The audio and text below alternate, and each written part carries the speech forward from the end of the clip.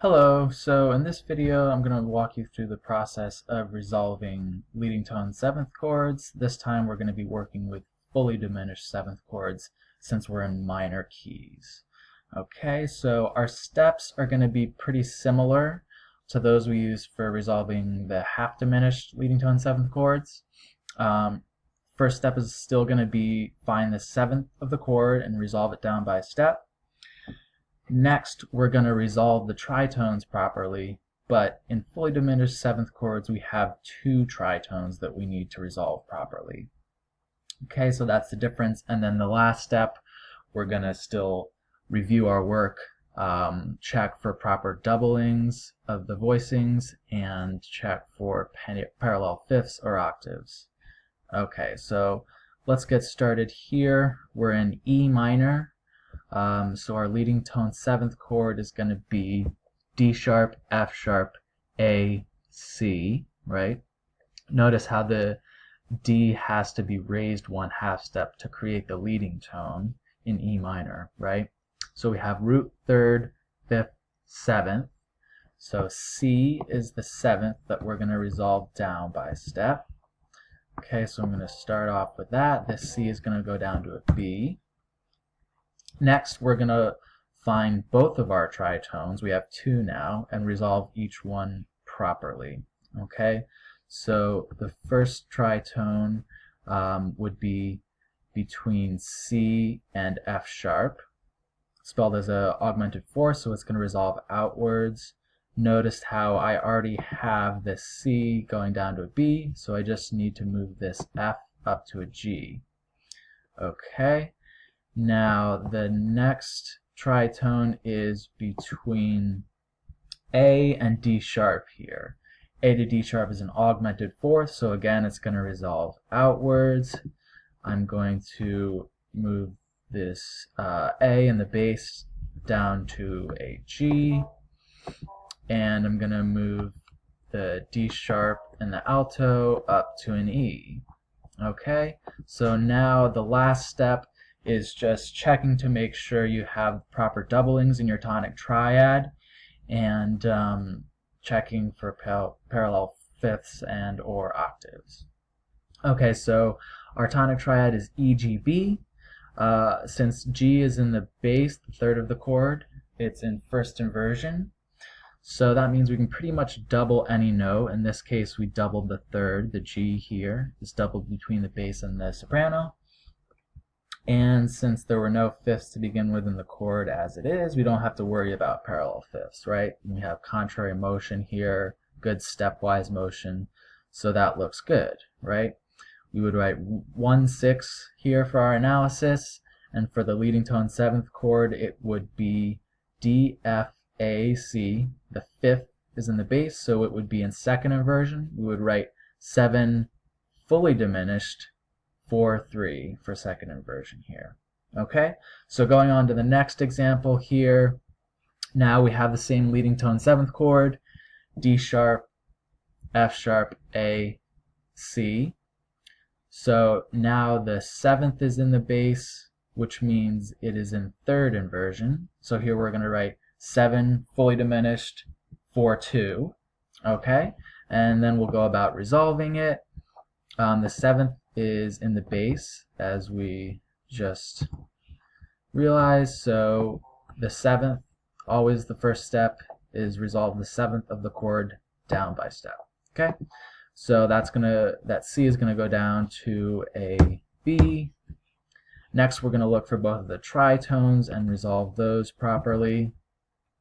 Okay, C to F sharp is an augmented fourth, so that would go up to a G, and then D sharp to A is a diminished fifth, so it's going to resolve inwards. That D sharp will go up to, D sharp is going to go up to an E. Not sure why that's acting weird.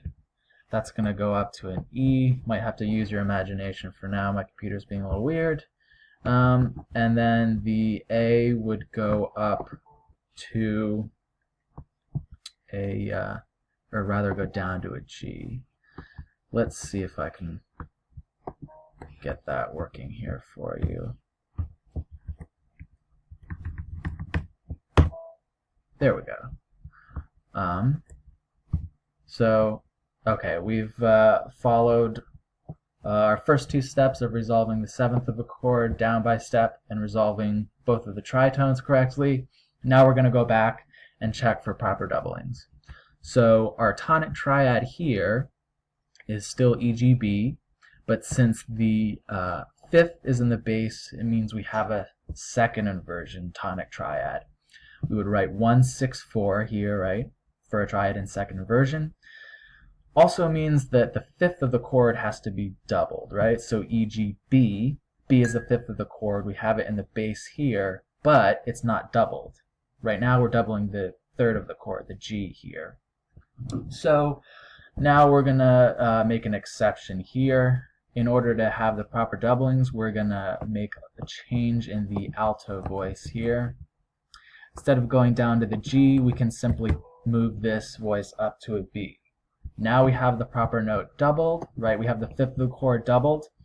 What we're doing is writing unequal fifths, though. Notice how instead of resolving this tritone properly, we now have unequal fifths, right? D sharp to A is a diminished fifth, and E to B is a perfect fifth. Since one of the fifths is diminished, it's unequal fifths rather than parallel perfect fifths. So it is allowed now. We're going to start writing those more. You don't want to write them unless you really need to, though. In this case, we needed to, so we made an exception. All right. So moving on to the next example, we have D sharp, F sharp, A, and C. Okay, so it's in root position, right? The root of the chord is in the bass voice. So we would write 7, fully diminished 7 for our analysis below here. And then let's go about resolving it. The seventh of the chord is in the tenor here. This C, right, is going to resolve down by step.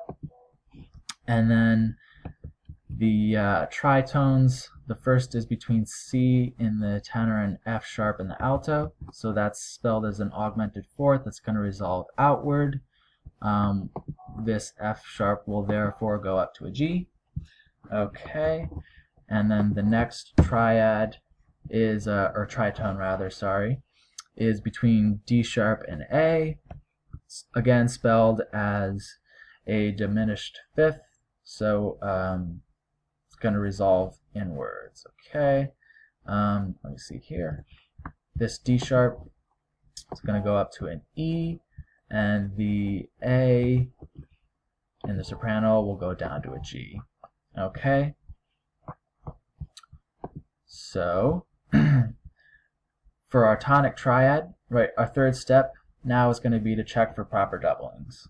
Our tonic triad, EGB, is in root position, which normally we would double the root E. Here we have the G doubled, and here is another one of our exceptions that we're going to live with for now. Okay, so the default is going to be to resolve both tritones properly, which we did.